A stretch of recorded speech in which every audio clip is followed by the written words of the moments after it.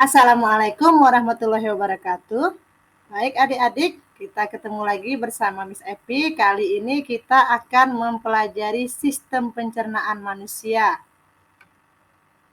Materi ini kalian dapatkan di kelas 8 ya.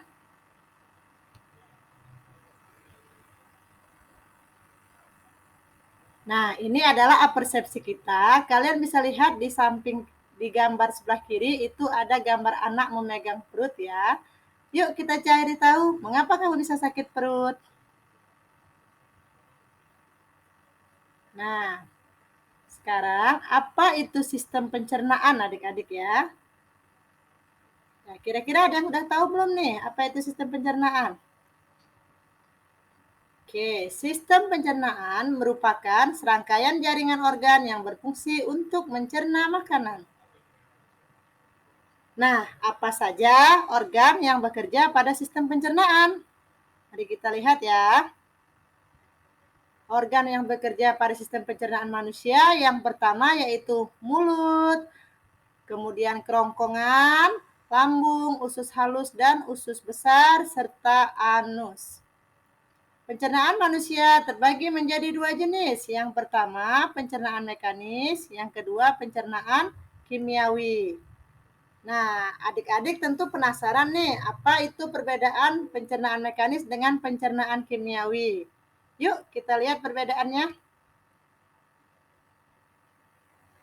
Proses pencernaan mekanis adalah proses pengubahan makanan dari bentuk yang kasar atau menjadi bentuk yang lebih kecil atau halus. Proses ini terjadi di dalam mulut dan di dalam lambung. Sedangkan proses pencernaan kimiawi adalah proses pengubahan zat makanan dari bentuk yang kompleks menjadi bentuk yang lebih sederhana dengan bantuan enzim. Proses ini terjadi di mulut, lambung, dan usus halus. Ya. Contohnya, yaitu pengubahan protein menjadi asam amino yang dilakukan oleh enzim tripsin.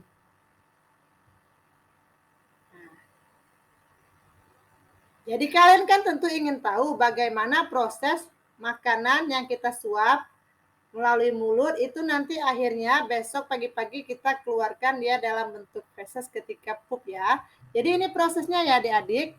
Makanan pertama kali masuk ke dalam mulut, kemudian terjadi pencernaan secara mekanik dilakukan oleh gigi dan secara kimiawi oleh kelenjar air ludah ya. Selanjutnya, makanan tadi menuju ke kerongkongan sebelum sampai ke lambung. Di dalam kerongkongan ini terdapat gerakan peristaltik. Setelah itu, makanan menuju lambung, terjadi pencernaan secara mekanis dan kimiawi dibantu oleh enzim.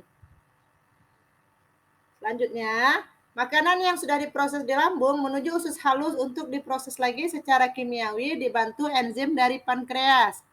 Setelah nutrisi diserap usus halus, sisa-sisa makanan mengalami pembusukan di usus besar. Air juga diserap sehingga sisa makanan siap diubah menjadi feses. Nah, feses tadi akan disimpan di dalam rektum sebelum dikeluarkan lewat anus. Di rektum, sensor akan mengirimkan sinyal ke otak apakah feses perlu dikeluarkan atau tidak. Loh, supaya sistem pencernaan kita sehat, apa saja kira-kira nutrisi yang kita perlukan ya? Oke, kita lihat ya. Yang pertama, karbohidrat merupakan sumber utama bagi energi tubuh. Contohnya itu ada tape, beras, dan jagung ya. Yang kedua adalah protein, berguna untuk perbaikan sel tubuh. Protein ini terbagi dua, yaitu protein hewani dan protein nabati. Yang ketiga, itu adalah lemak. Lemak ini adalah sumber energi yang membantu penyerapan vitamin A, D, E, dan K, serta pembentukan hormon. Itu contohnya di sana ya. Ada alpukat, sayuran hijau, dan kacang-kacangan. Kemudian yang keempat, vitamin sangat penting untuk merawat sel tubuh dan metabolisme kita ya. Ya, vitamin itu bisa diperoleh dari buah dan sayur. Kemudian yang kelima adalah mineral, sehingga dapat meningkatkan fungsi saraf dan membantu mengubah makanan menjadi energi. Contohnya buah bit, kacang mete, wortel ya, dan sayuran hijau gelap. Yang keenam adalah serat, membantu penyerapan nutrisi di dalam usus ya. Serat bisa kita peroleh dari buah dan sayur. Dan yang terakhir adalah air. Air ini adalah bagian yang paling banyak mengisi tubuh manusia, sehingga kita sangat membutuhkan air untuk mengganti atau mengisi ulang kandungan air pada tubuh yang telah hilang pada saat kita berkeringat, melakukan pencernaan atau pernapasan, serta mengeluarkan urin. Yuk kita cari tahu apa saja gangguan penyakit pada sistem pencernaan. Ya, kita bisa lihat. Yang pertama adalah diare. Biasanya disebabkan oleh kontaminasi bakteri atau alergi makanan tertentu dan salah makan.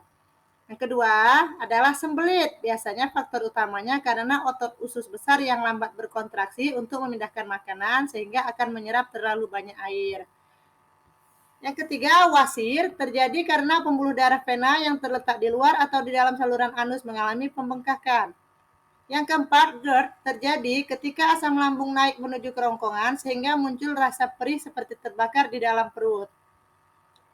Nah, sekarang saatnya kita kuis ya. Oke, Miss bacakan ya. Yang pertama, apa saja organ pencernaan manusia? Kemudian, apa saja nutrisi yang diperlukan oleh tubuh agar pencernaan sehat selalu? Yang ketiga, bagaimana cara menjaga kesehatan sistem pencernaan?